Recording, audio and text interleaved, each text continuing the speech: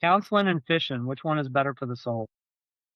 Um, Good question. I'm of the belief that like partially what I do as a counselor is like would engineer like there's engineer someone's life to not need counseling. Maybe that's the way to think about it. So I know fishing is my therapy. It's my one thing. I was talking with a buddy. It's like the one thing that like you do and you don't like question it. Like you don't question the purpose or the meaning. I'm like a very philosophical minded person for better or for worse. And so I'm always thinking about what's the purpose? Like, is this my meaning? Am I supposed to be a counselor? Like that's always running through my head. Like when I'm fishing, I don't have those thoughts. I'm just fishing. So it's very therapeutic for me. I could say that. I think it's kept me out of a tremendous amount of trouble. I think I'd be in trouble in some type of way without fishing and hunting. So it's kept me, regulated in many ways. So I think it can be an excellent therapy for people for sure. It's definitely mine. There's no doubt about that. It's the only thing you can go do and just not think about anything else except just trying to catch a fish. That's literally it. Yeah. Yeah, I mean, my wife called the Coast Guard on me one time because I was like, "I'll be home in an hour," and then I couldn't, I went out of cell range, and then I turn my phone gets back into cell range, and it's like, "This is Emily calling from the Coast Guard, we're calling because your wife said you were supposed to return home and you haven't," and, like, yeah, so I don't know if it keeps me out of trouble or not, but it's definitely caused a couple, issues in my marriage. Different forms of trouble, right? Yeah, exactly. It's relative, You probably don't wake up on a side street in Bourbon too many nights anymore, right? Mhm. Like you just spend too much time on Google Earth or something like that. Or So spend too much time out at Lake Alfred, see the yeah. sun come up. You gotta do what you gotta do. So speaking about big trout, what are you looking for when you're targeting big trout? So I mean, look, there's so many things that bounce around my head. And I thought a little bit about, I knew we talk about big trout.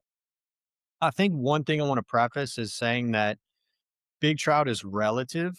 So where like your fisheries, like a big trout here is not a big trout in Texas, right? Like a big trout here is not a big trout on a lot of spots on the east coast of Florida, like what was Mosquito Lagoon, in River, up towards Matt Chipperfield, like his spot, like so it's all relative what a big trout is first and foremost, and then it's even relative, I think, like at different parts of the fishery.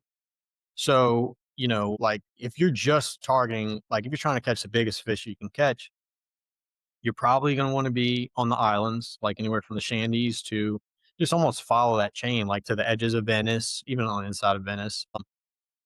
Going to Grand Isle up, you know, Highway 1.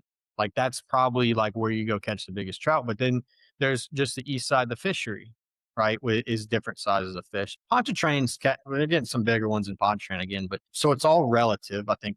First, like how do we define what is a big trout? And then I think I'll also break it into like three different categories of just trout in general. Like school trout this is very rough, but maybe is like your 13 and a half to 18-inch fish, which I think, 4 or 5 years ago, even an 18-inch fish was pretty good on the east side where I fish, right? Hopedale up to Pontchartrain, basically.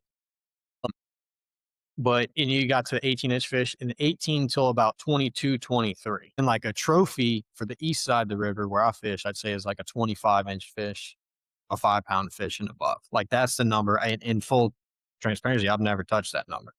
So So what's the I, PB? 23 and a half. 23 and a half. So we're tied up. 23 and a half. There's arguably, I caught a 4-pounder in waiting the Shandies, and it was 4 and skinny. It could have been around 24. I mean, measuring on tape of 20, what I'm gonna call my PB is a 23 and a half. I was just telling Boyce and them this, like, my biggest pet peeve is, like, people talking about, like, "Oh, they're catching 5-pounders out there." Like, yes, and they don't measure it. bro, I don't know what a 5 pound, like, tell me it's how big it is. Like, Yeah, I who's live got a scale, in man? Texas, Yeah, like, I can't. My buddies know me. Like if I tell you a fish, like I have to know. Like for myself, like I can't. I have 10 measuring tapes on my thing. Like I used to take yardsticks and cut them in half and have like or to like appropriate inches and like have them all over the boat. Like I cannot. I have to know exactly what it is down to the. I use a Boga grip, so you're not gonna get too precise, but like down to the ounce. I want to know what it is if possible. So yeah, you see that all the time. Yeah. Yeah, speaking of relativity, I always love when Chris Bush is talking about like, "Oh, I'm not the best. I'm a student of the game." I'm like, "Bro, you're catching Yeah. 30-inch trout on the regular. Like, if you're doing that, what the hell am I, Chris?" Because like, if you're like, "Oh, I'm not that great. It's this guy and this guy and this guy," and I'm like, "Okay, man. Well, Yeah. He's 21.5. I mean, we're struggle busting out here, I guess." yeah. I guess if I was catching 3 trout, for every trip, like, that would be cool too, but I don't know. It's all relative.